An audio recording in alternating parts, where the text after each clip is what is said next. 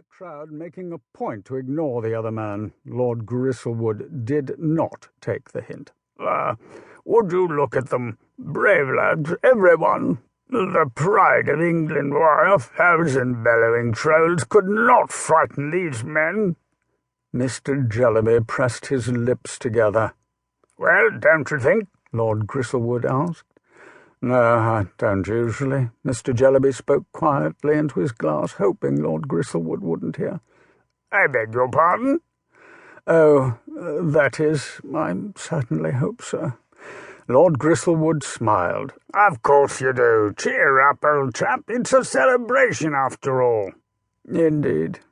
Mr. Jelliby set his glass down sharply on the mantel. Well, old chap, if I'm to be honest with you, I see no reason to celebrate. We are entering into a civil war. Lord Gristlewood's smile slipped a little bit. Mr. Jelliby didn't stop. Tomorrow, all you'll hear is, hand in your wife's jewels, and enlist your footmen, and all for the good of the empire, and other such bunk.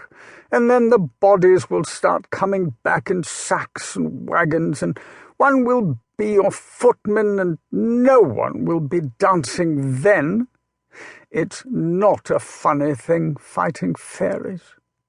Oh, but you are gloomful, Lord Gristlewood said. Come now, it'll never go so far.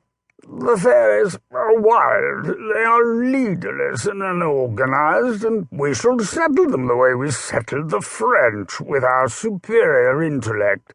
Let them come, I say, let them strike us with all they've got. We won't fall. Lord Gristlewood gave an uneasy laugh and slid away, apparently deciding to grace a less depressing person with his presence. Mr. Jelliby sighed. He picked up his glass again, turning it slowly. He took a sip. Over the glinting rim he saw the soldier standing dark and solitary among the dancers. Mr. Jelliby watched him a second. Then he smiled. Of course, the boy is shy. Why had he not thought of it before? No doubt the young soldier was frightened out of his wits and wondering how best to ask one of the ladies for a dance. Mr. Jelliby decided to go and rescue him. There was bound to be some equally unhappy nobleman's daughter about, ideally lacking a sense of smell. Mr. Jelliby pushed off into the crowd, setting course for the dancing floor at the centre of the room. It was like navigating a sea of cotton candy pressing between all those frocks.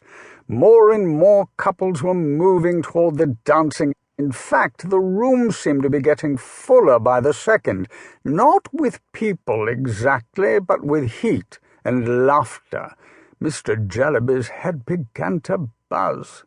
He had not gone 10 steps when Lady Marybeth Skimpshaw, who moved within her very own atmosphere of rosy perfume, intercepted him, grabbing his arm and smiling.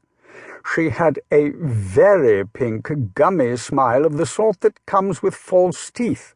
Mr. Jelliby had heard she'd had her beginnings in London's theatre district, so doubtless all her real teeth had been traded for poppy potions in illegal fairy drafts. Lord Jelliby, how perfectly delightful that I found you.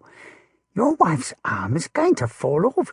She should stop fanning that odious Lady Halifax. The fool thinks someone's stolen one of her gems, but she probably just forgot how many she'll put on this evening. No matter. I've kidnapped you, and that's what is important. Her smile stretched.